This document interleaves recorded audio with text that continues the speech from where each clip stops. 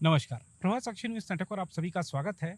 8 राज्यों और एक केंद्र शासित प्रदेश की 57 सीटों पर आज लोकसभा चुनाव के 7वें और अंतिम चरण में मतदान कराया गया। हम आपको बता दें कि आज का जो मतदान हुआ है, उसमें प्रधानमंत्री नरेंद्र मोदी का संसदीय क्षेत्र वाराणसी भी शामिल है। इसके अलावा और भी कई केंद्रीय मंत्रियों के राजनीतिक भाग्य का फैसला आज ईवीएम में कैद हो गया है। हम आपको बता दें कि लोकसभा चुनाव 7 चरणों में कराए गए और लोकतंत्र के इस महापर्व में जिस तरीके से मतदाताओं ने बढ़ चढ़कर भूमिका निभाई है और हमारे चुनाव आयोग ने जिस तरीके से इस पूरे चुनाव प्रक्रिया का सफलतापूर्वक संचालन किया है, इसके लिए वो बधाई के पात्र है। हमारे सुरक्षाकर्मी, हमारे चुनाव प्रक्रिया में लगे सारे जो कर्मी थे, वो भी बधाई के पात्र हैं, क्योंकि इस पृथ्वी के सबसे बड़े लोकतांत्रिक देश में निर्वाचन से जुड़ी एक बड़ी प्रक्रिया आज संपन्न हुई है।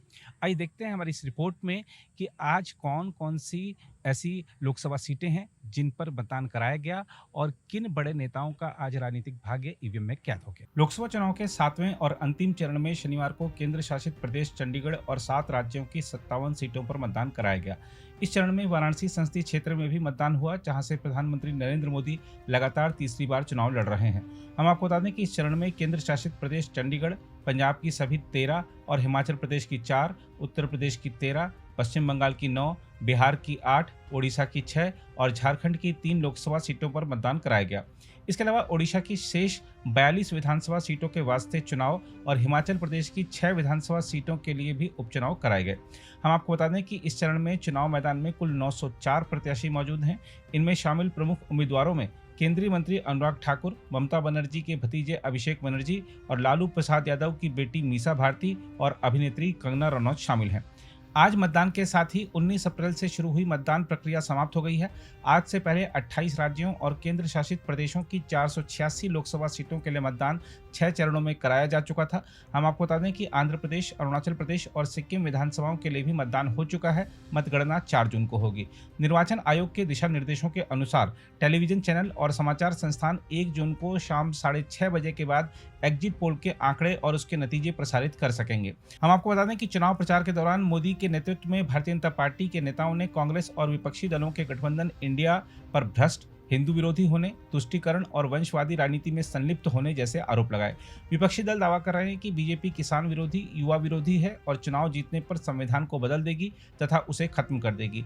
इस बीच मोदी गुरुवार की शाम कन्याकुमारी पहुंचे, जहां वह स्वामी विवेकानंद से जुड़े स्थल पर ध्यान साधना कर रहे हैं। निर्वाचन आयोग द्वारा 16 मार्च को लोकसभा चुनाव का कार्यक्रम घोषित करने के बाद से मोदी ने रैलियों और रोड शो सहित 206 जनसंपर्क कार्यक्रम किए हैं। हम आपको बता दें कि उत्तर प्रदेश में इस चरण में 13 लोकसभा सीट में महाराजगंज, गोरखपुर, कुशीनगर, देवरिया, बांसगांव सुरक्षित, घोसी, सलेमपुर, बलिया, गाजीपुर, चंदौली, वाराणसी, मिर्जापुर और रॉबर्ट्सगंज सुरक्षित शामिल हैं, जो 11 जिलों में स्थित हैं। 7वें चरण में राज्य की 13 लोकसभा सीटों में से 11 सामान्य श्रेणी की हैं, जबकि 2 अनुसूचित जाति के लिए आरक्षित हैं। इन चरण में प्रमुख उम्मीदवारों में वाराणसी से प्रधानमंत्री मोदी के अलावा केंद्रीय मंत्री महेंद्र नाथ पांडे चंदौली से, केंद्रीय राज्य मंत्री अनुप्रिया पटेल मिर्जापुर से और केंद्रीय वित्त राज्य मंत्री पंकज चौधरी महाराजगंज से अपनी किस्मत आजमा रहे हैं। वहीं पूर्व प्रधानमंत्री चंद्रशेखर के बेटे नीरज शेखर बलिया से, माफिया मुख्तार अंसारी के भाई अफजाल अंसारी गाजीपुर से, भोजपुरी अभिनेता रवि किशन और अभिनेत्री काजल निषाद गोरखपुर से चुनाव लड़ रहे हैं। गंगा किनारे बसे प्राचीन आध्यात्मिक शहर वाराणसी से मोदी लगातार तीसरी बार जीत हासिल करने के लिए चुनाव मैदान में हैं। वाराणसी लोकसभा सीट पर प्रधानमंत्री मोदी को विपक्षी गठबंधन इंडिया के उम्मीदवार और कांग्रेस की उत्तर प्रदेश इकाई के अध्यक्ष अजय राय चुनौती दे रहे हैं। अजय राय 2 बार पहले भी प्रधानमंत्री को इस सीट पर चुनौती दे चुके हैं।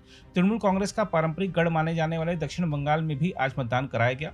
लोकसभा चुनाव के 7वें चरण में पश्चिम बंगाल की दमदम, बारासात, बशीरहाट, जयनगर, मथुरापुर, डायमंड हार्बर, जादवपुर, कोलकाता दक्षिण और कोलकाता उत्तर सीट पर मतदान हुआ। इन सभी सीटों पर 2019 लोकसभा चुनाव में तृणमूल कांग्रेस ने जीत हासिल की थी। तृणमूल कांग्रेस के कद्दावर नेता अभिषेक बनर्जी डायमंड हार्बर से चुनाव लड़ रहे हैं। पार्टी इस सीट को आदर्श निर्वाचन क्षेत्र के रूप में प्रस्तुत करती है, जबकि विपक्ष इसे हिंसा की प्रयोगशाला के रूप में प्रस्तुत करने का प्रयास करता है। 2 बार के सांसद अभिषेक बनर्जी का मुकाबला मार्क्सवादी कम्युनिस्ट पार्टी के प्रतिकुल रहमान और बीजेपी के अभिजीत दास से है। इसके अलावा अल्पसंख्यक बहुल बशीरहाट लोकसभा सीट और विशेष तौर पर संदेशखाली खंड में होने वाले चुनावी जंग पर पूरे देश की निगाह है। यहाँ स्थानीय तृणमूल नेताओं द्वारा महिलाओं पर अत्याचार और भूमि हड़पने के आरोपों के कारण सियासत काफी गर्मा गई थी। बीजेपी ने इन मुद्दों पर मुखर होकर प्रदर्शन करने वाली स्थानीय महिला रेखा पात्रा को तृणमूल कांग्रेस के कद्दावर नेता हाजी नूरुल इस्लाम के खिलाफ चुनाव मैदान में उतारा है। माकपा ने पूर्व विधायक निरपदा सरदार को चुनाव मैदान में उतारा है, जिससे इस सीट पर मुकाबला त्रिकोणीय हो गया है। पंजाब में 13 लोकसभा सीटों और चंडीगढ़ की एकमात्र सीट के लिए भी इस चरण में मतदान हुआ, जिसमें इंडिया गठबंधन के सहयोगी दल कांग्रेस और आम आदमी पार्टी अलग अलग चुनाव लड़ रहे हैं तथा शिरोमणि अकाली दल और बीजेपी भी चुनाव मैदान में अकेले उतरी हैं। बीजेपी और शिरोमणि अकाली दल 1996 के बाद राज्य में पहली बार अपने दम पर लोकसभा चुनाव लड़ रहे हैं। उधर इंडिया गठबंधन के दो दलों कांग्रेस और आम आदमी पार्टी ने अपने अपने उम्मीदवार उतारे हैं।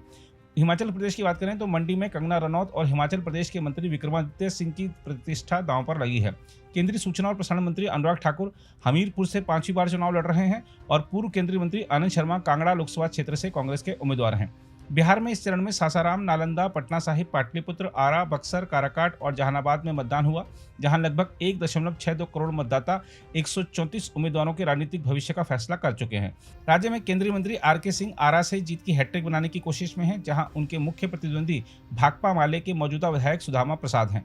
पटना साहिब से बीजेपी के वरिष्ठ सांसद रविशंकर प्रसाद उम्मीदवार हैं और उनका मुकाबला कांग्रेस प्रवक्ता अंशुल अभिजीत से है। पाटलिपुत्र में मीसा भारती तीसरी बार किस्मत आजमा रही हैं। बीजेपी सांसद रामकृपाल यादव इस सीट पर जीत की हैट्रिक बनाने के प्रयास में हैं। अगर आप भी लेना चाहते हैं देश दुनिया की तमाम जानकारी तो आज ही सब्सक्राइब करें हमारे चैनल को। साथ ही नीचे दिए बेल आइकन को जरूर दबाएं ताकि हर अपडेट आप तक पहुंच सके।